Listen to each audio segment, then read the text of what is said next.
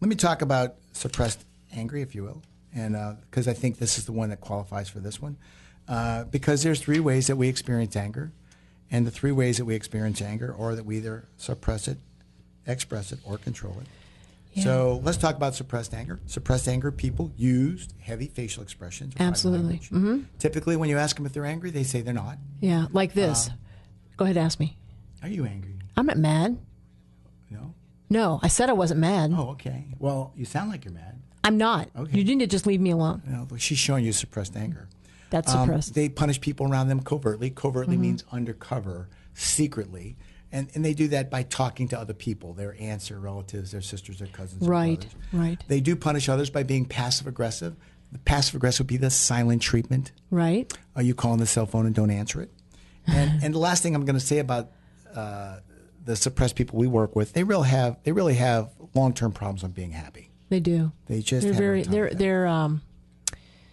they're hard to be around when they've been suppressed for a long time. They just hold it in, they withdraw, they move away, and you just can't.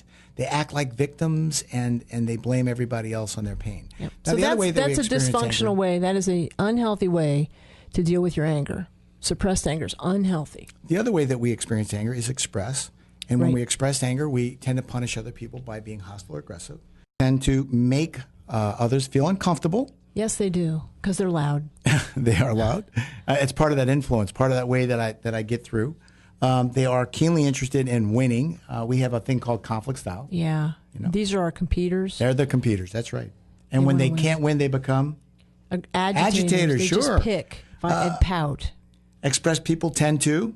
They tend to be directly verbally critical, which means they get out their you, and it's you this and you that, you always and you never. Absolutely. With all those nonverbals. They're very single-sided about anything that's theirs, and they're closed-minded to any other ideas. And then finally, when it's all said and done, they're going to blame you for the way they acted. And they're going to justify. If you hadn't done this, I wouldn't have had to yell and scream. Really? The third way that people tend to experience anger is called controlled.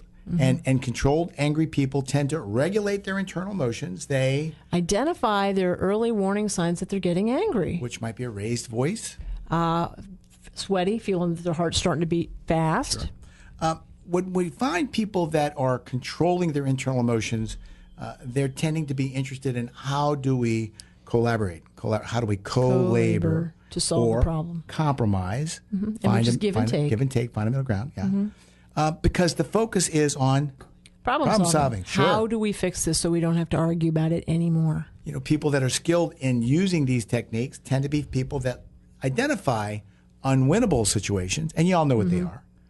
The unwinnable, the expressed angry person that gets in your face with their you, that would be unwinnable. The neighbor that came up that was yelling at me, and I decided to drive off. I decided to drive off. But controlled angry people, that is controlled people, and I shouldn't use the word anger, they are controlled because they're controlling their intense emotions. They're not letting it flood up. Right. They're not letting the flow overrule them. Yeah. They look at the bigger picture, and they tend to be long-term focused. And those are all important concepts when we look at the three ways we experience anger. Right. Now, Carrie